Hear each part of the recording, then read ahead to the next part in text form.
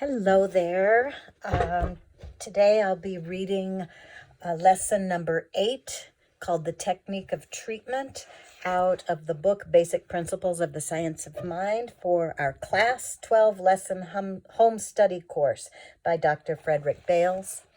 And I will start on page 109. Third R, relationship. The third R in the analytical method of treatment is relationship. Having brought oneself into the properly relaxed state physically and mentally, and having come into a recognition of the power with which he works, the practitioner might still feel that he is not a part of this power. He might agree that it exists as part of the nature of the infinite, but that he himself, being a struggling, faulty human being, is something apart and separate from it. It is important, therefore, that he comes into a clear understanding of his relationship to this power.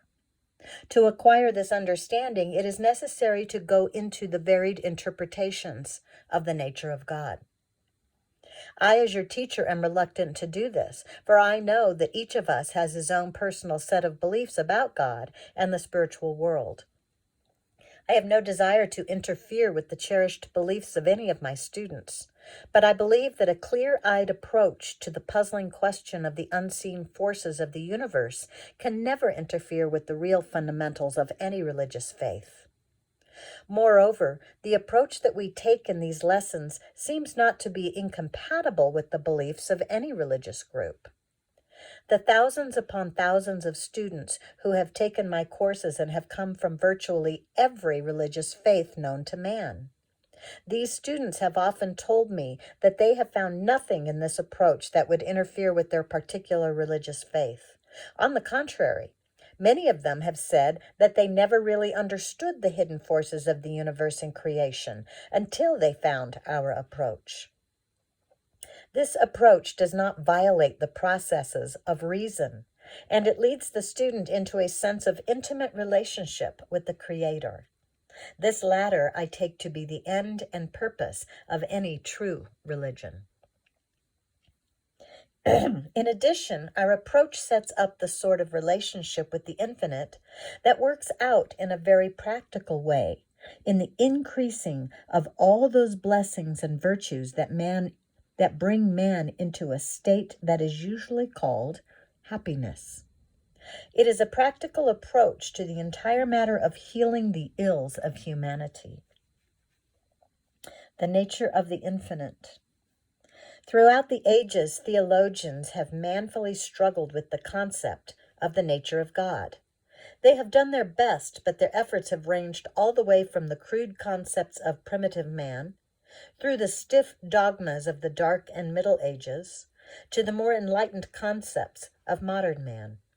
Yet, in this 20th century, all three of these types of thinking prevail in various religious circles, and, unfortunately, some men who secretly think differently are compelled to preach archaic beliefs or lose their pulpits and their livelihood. I've turned to page 110. Perhaps George Bernard Shaw spoke the truth when he said there is only one religion in the entire world, but at least 100 versions of it. Probably the key to the question lies in one's view of the personality of God. Is God personality or impersonal principle? We believe that he is a combination of both. Eternality of energy and substance. Lesson 4 showed the three phases of the Trinity to be spirit, mind, and body. No one of the three created the others, for all three were present from the beginning, the only exception being that body was not yet formed. It was present then only as the primary unformed substance of the universe. The principles of the conservation of matter and the conservation of energy state, in effect, that matter and energy are equally indestructible, and therefore are eternal in that their sum total is never increased or diminished, but merely changed from one form into another. A piece of paper burns up, yet does not go out of existence except in its papery form. It has changed its form into ash and gases, yet none of it has been rendered non-existent. Scientists tell us there is always precisely the same amount. A meteorite passing through the Earth's atmosphere has motion, which is converted into heat. Then the heat is converted into light. But the quantity is never diminished, even in the meteorite burned up to what we call nothing. The term God is difficult to define, for everything seen and unseen is some part of this three-phased intelligence that we call God. Our bodies are the extension of the unformed substance, which is the body of God. Our minds are the extension of God as mind. Our spirit is the extension of God as spirit. Man is linked at every point to the three-sided infinite. Man expresses very imperfectly in the relative what God is in the perfect absolute. Our relationship, therefore, is both personal and impersonal. God as impersonal principle. The atmosphere, which is part of the body of God, presses impersonally and equally upon each of the more than 3.5 billions of Earth's inhabitants. Way more than that now, huh? Life, that greatest of all mysteries, flows impersonally through us all. Contrary to the opinion of many, a prosperous material supply flows impersonally throughout the universe and is drawn toward the person whose consciousness attracts it. The universe is impersonal toward its inhabitants, in that the sunlight and the rain fall upon the just and the unjust. The earth will respond to anyone's cultivation. The seas will float anyone's boat. Gravitation pulls all men equally, and women. In like manner, the stream of consciousness will quite impersonally make one person well and another ill, according to the quality of their thought. Thought flows by law, just as electricity does, and will destroy one or build him up, just as electricity will make toast for us or electrocute us, depending on whether we adjust to or violate the law of its action. From this point of view, there is a phase of God that is entirely impersonal, operating equally everywhere in this impersonal manner. When man understands this, he will no longer rail against God for the damage done by tornado, earthquake, and hurricane, which are the result of natural law and which have an ultimate stabilizing effect in the structure and operation of the physical universe. A reasoning man adjusts to meteorological violence either by not settling in certain areas or by making provision for it. God does not force him to live there any more than he forces him to build his house on a sand dune. In like manner, the truly well-educated person the truly well-instructed person will never give up his faith in God at the death of a loved one. He will never say, I prayed and prayed to what I thought was a loving Father. I promised to dedicate my whole life to him, and if he would save my loved one. But he turned his back on me in my hour of greatest need. If God would set aside the impersonal laws of the universe to save me from being injured by those laws, the whole universe would collapse in ruin and debris.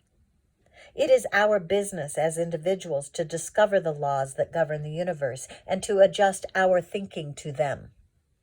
So much for the impersonal side of the nature of God as evidenced in the vast field of physical and mental law. The personal quality of God. But man introduces the personal element when he begins to recognize or to seek union with the infinite. Rufus Jones has used an appropriate term, the double search. He reasons that man has an instinct for God, that impels him ever to seek to find his way back into union with that infinite. But he says that man's search is only the answering search. The original search is that of the infinite for union with man.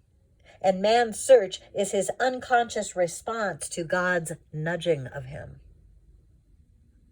Man's predecessors came from that long line of physical organisms dating back to the first living cell. Each of those predecessors was of a lower order than man. Therefore, they were incapable of originating a spiritual impulse. So his spiritual outreaching could not have come from his physical nature. This spiritual hunger, then, must be the outreaching of God for man. And man's desire for union with the infinite must be his intuitive response to this. Hence, the term double search. I've changed the page to page 112. We mentioned before the difficulty of defining God or describing his nature with any detailed accuracy. But it is at the point of man's intuitive response to the original search that God becomes personal. There must be some larger sense in which God is personal, but it is far beyond the comprehension of finite man, who invariably connects personality with form, or with the attributes that we associate with our human personality, as the Greeks did with their Olympian gods. The way the law of creativeness responds to man's thought makes it seem humanly personal, so that it is, at the same time, both personal and impersonal. More than this, it is not necessary to say at this time. I am a little suspicious of the person who dogmatically states that his concept of God is the correct one. God is the great mystery. Our views are based upon what we can see of his operations throughout the universe. Relationship of kind rather than of degree. The relationship, then, is that of a union of kind rather than of degree. Like unites with like. That which is in harmony tends to unify with that with which it is in harmony.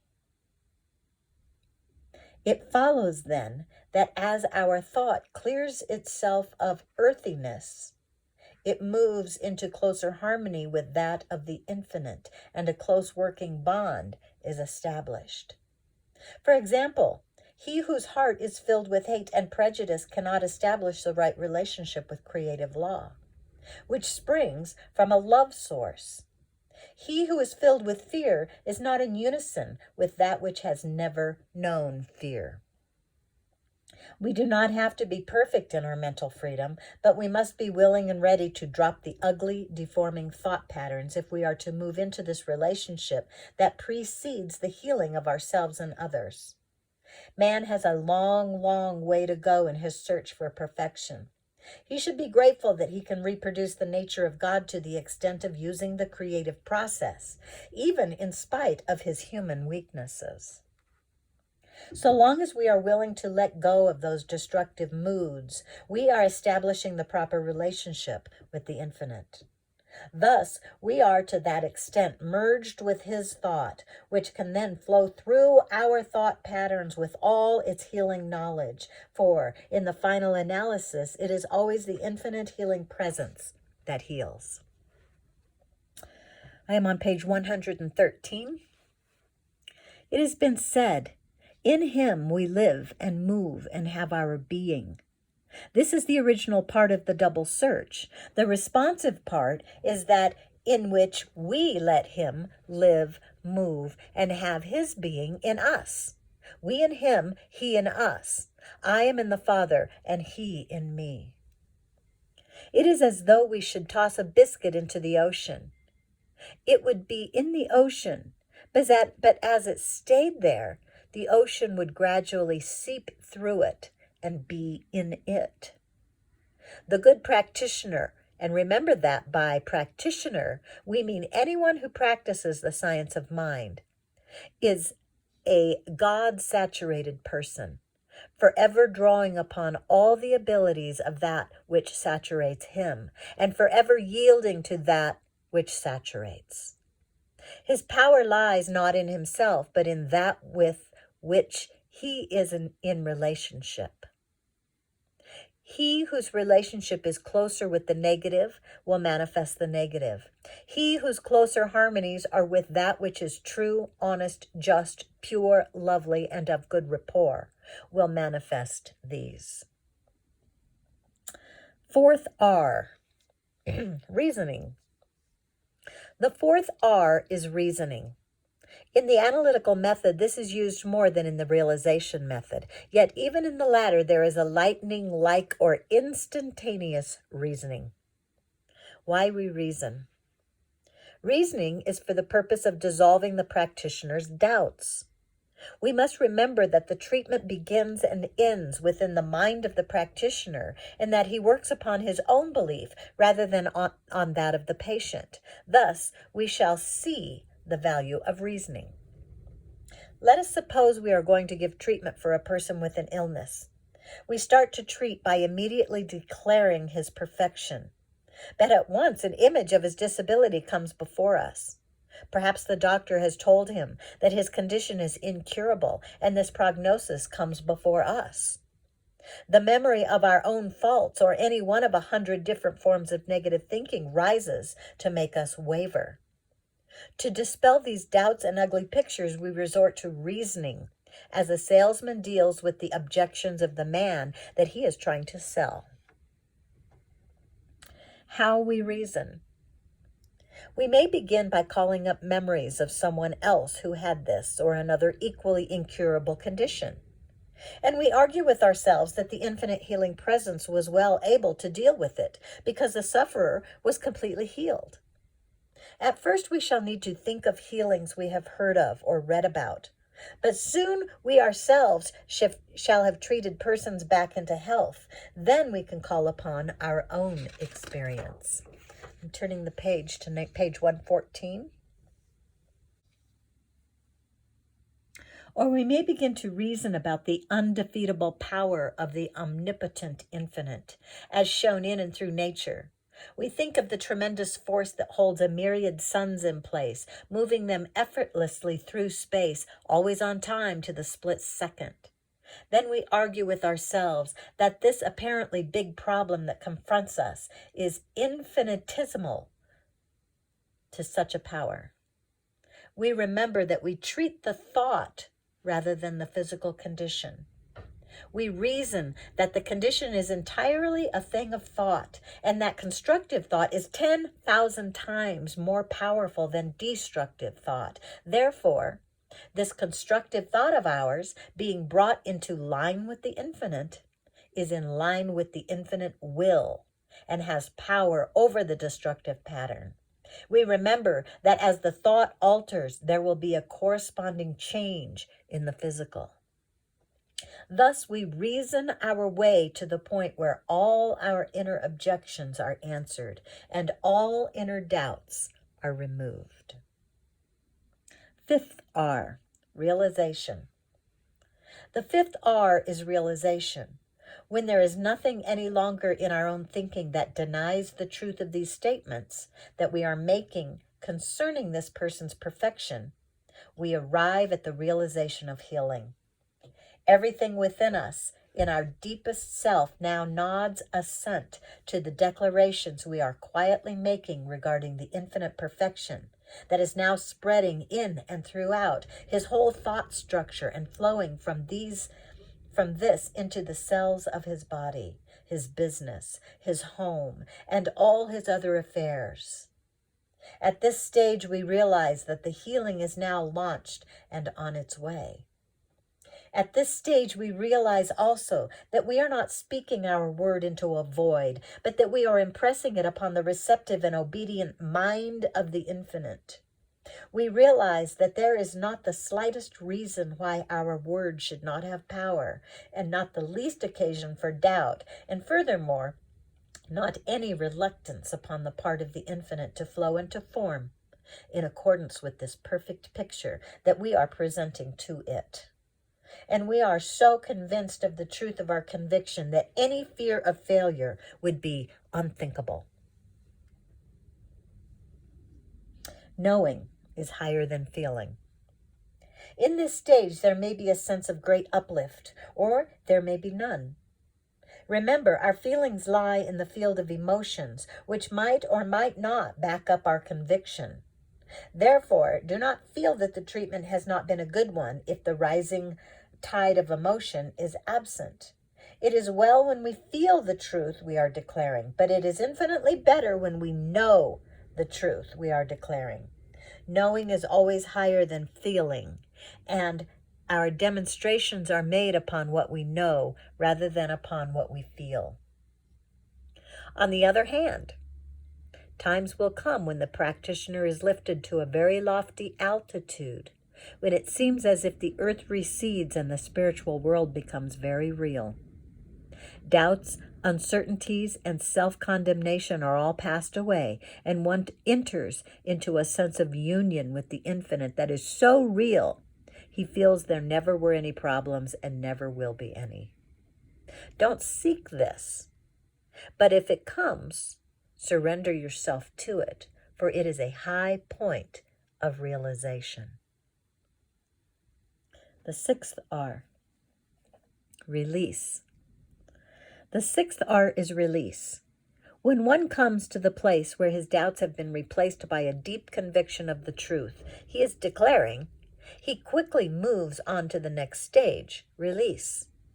Keeping in mind that it is not we who produce the results, we quickly release our perfectly formed picture of our patient to the infinite mind, which is always entirely receptive to our thought. Our responsibility is to present the perfect picture of the patient, and then release it to mind. The creative mind is the only agency in the universe that can transform thoughts into things. In fact, this is what it is doing every moment of the time. It has turned our patient's destructive thought into illness. It will now turn our constructive thought into health as it flows through him. We shall think of this infinite mind as a river into which the thoughts of the race are constantly falling. Its business is constantly to fabricate these thoughts into form. This river flows equally through all men and is called their minds as it passes through their brains. Healing others at any distance is possible because infinite mind receives our perfect thought and carries it through that one for whom we are treating. Thus, it is not a question of how much mental force the practitioner can generate to force his mental pattern over a great distance to someone else. The secret of healing lies in the completeness with which one releases his thought and word to this river of mind. Responsibility is on mind, not on us. Having released it, we drop all responsibility for making our word come to pass. That responsibility belongs to mind. Ours is only to make sure that we release as perfect a picture to that mind as is possible. We don't try to push it or help it in any way except by not allowing discordant or doubtful thoughts to enter our mind in regard to the one for whom we treated. The Father that dwelleth in me, he doeth the works. I know whom I have believed, and I am persuaded that he is able to keep that which I have committed unto him against that day of manifestation. Turning the page to 116. To repeat what we said in the last lesson, it is sufficient to treat 2 or 3 times a day for the person. If you find yourself wanting to treat too often, you have not released the treatment completely. Whenever the thought of the patient enters your mind between treatments, just say, I'm glad I've turned it over to infinite mind, and release it again. Releasing is a highly important part of treatment. Unfortunately, some beginners as well as some experienced students have difficulty in learning to release completely. Try to step out from under the sense of responsibility. Let your thought about the person himself go completely into the care of the infinite. We could not think steadily all day of a person for whom we treat, but we can turn our treatment over to the infinite, which easily carries our thought about all our patients. It never forgets. It never grows weary. Release, release, release. The seventh R, rejoicing. The seventh R is rejoicing. One never is happy over good things that do not come to pass. He rejoices at completion and accomplishment. We therefore give thanks as soon as we have released our word to the infinite. This is giving substance to things hoped for, evidence to things not seen. Rejoicing and giving thanks are not for the purpose of influencing the infinite. They are for their effect upon the practitioner. If an unreliable person promises to give us something at a later date, and especially if his promises were never kept in the past, we might politely thank him, but inwardly there would be no rejoicing, because we would not believe he would fulfill his promise. But if a loved one who always keeps his word promises us something in the future, we immediately begin to rejoice in it, even before we have it in our hands, because we actually believe, in fact, we know that he will give it. Our belief in the infinite responsiveness leads us to give thanks at once, and our giving thanks helps confirm our confidence in it. These are the 7 component parts of the treatment. The summary of the 7 R's of the analytical method. Number 1, relaxation. We take a physically relaxed position. We relax mentally by cleansing our thought life and achieving at least a reasonable mastery over personal problems. Recognition. Number 2, we recognize that we are surrounded by an infinite ocean of mind that receives the imprint of our word, that what is known at one point is known at all points, and that it responds instantly and automatically. I'm on page 117. Number 3, relationship. We are permeated by this infinite mind as a biscuit in the ocean would be permeated by the ocean. Number 4, reasoning. We reason away our doubts.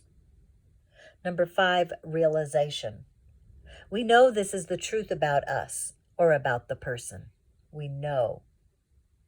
Number 6 is release. We release this truth to the infinite ocean of mind. And number 7 is rejoicing. We give thanks because we know we shall receive. Practical points in treatment. We use the third person. As we said in the preceding lesson, a treatment for another is always carried on in the third person, never in the second. We never say, John Smith, you are well. Instead, we say, John Smith is well. We talk about the patient, not to him. What we say to him in a conversation is not a treatment. What we say about him when he is not with us is the treatment. We do not petition. We offer no petition in the treatment. We do not say, please grant healing to him. Instead, we make declarations and assertions about him, that he is already perfect in the eyes of the infinite, and that he is free from false beliefs, that his body and his whole outer affairs are now manifesting his changed belief. We make the statement, perfect God, perfect man or woman, perfect structure, perfect function. This is the truth about him at this very moment, right now. We speak with authority. We go further. Thou shalt decree a thing, and it shall be established unto thee. We inject a note of authority into our treatment so that instead of begging or hoping that something will happen, we decree that it shall happen. This does not mean that we are bossing God. It means that we recognize the creative law as being completely obedient to our word. We do not boss the filling station attendant, but we do order 10 gallons of gasoline, and we fully expect him to give it to us. We would be amazed if he should tell us he doesn't think gasoline is good for us. Therefore, he must refuse to give it to us. We decree gasoline for us. He obeys our decree. That's dating this book, huh? I turn to page number 118. Cultivate expectancy of results. In the beginning, some students are astounded when the law works for them. They should be astounded when it seems not to work for them. Naturally, there is rejoicing when we see our word coming into form, but soon this is replaced by a more settled expectancy as we see more and more manifestations coming forth in response to our treatment. If you have not already begun to treat for someone else, I suggest you begin now. You will be helping those you treat for, and you will be growing in consciousness as you do. When a person is physically and mentally able to take part in helping himself, I believe he should do so. There are, however, situations in which it is not possible. For example, the mentally ill. People too physically ill to be told. Small children and people not acquainted with this way of thought. The student who has grasped these lessons on technique will not have to be reminded that in treating for others, we never treat that they do some particular thing, but that they be the persons they are intended to be. Small children usually reflect the thought patterns of their parents, nurses, and others in their environment. Therefore, in treating for a child, we should treat for these other persons as well as for the child himself. Each victory will help you some other. Each victory will help you some other to win. Page 119. These are the special helps in study and practical application. These special helps have been carefully prepared to help you get the most out of this course. I advise that you first study the lesson carefully, then put it aside, write the answers to the questions, and finally check your answers by the lesson. Keep the answers as a running commentary on the course for your own benefit. At its conclusion, you will find that they have become a record of your own growth in consciousness. Number 1, what is meant by God as impersonal principle? Number 2, what is meant by the personal quality of God? Number 3, why do we say that man's relationship to God is of kind rather than degree? Number 4, explain the reasoning step of treatment.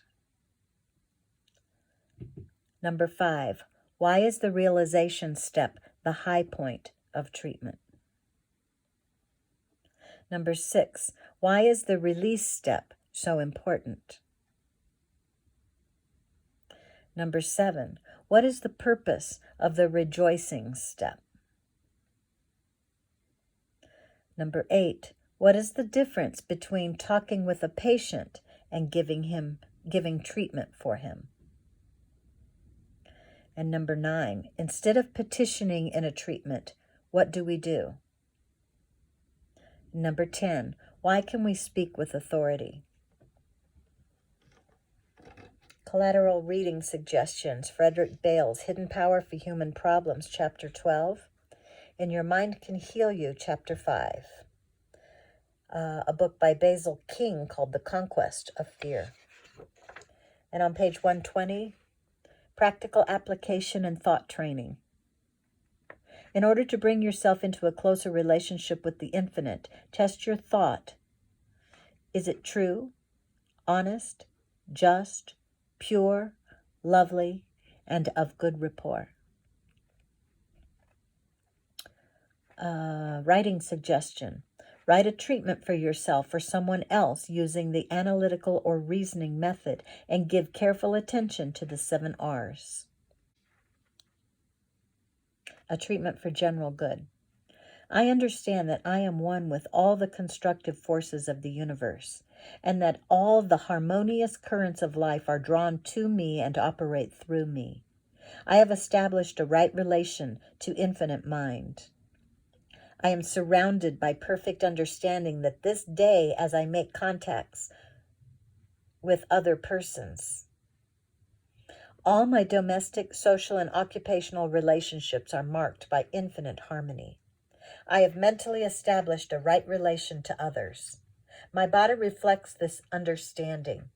Each tiny pinpoint experiences harmony within itself and with the surrounding cells. All the parts harmoniously cooperate with one another to the end that health is my experience. Health, happiness, a sense of extreme well-being come from my understanding of my relation to the constructive forces of the universe. And so it is, and it is so.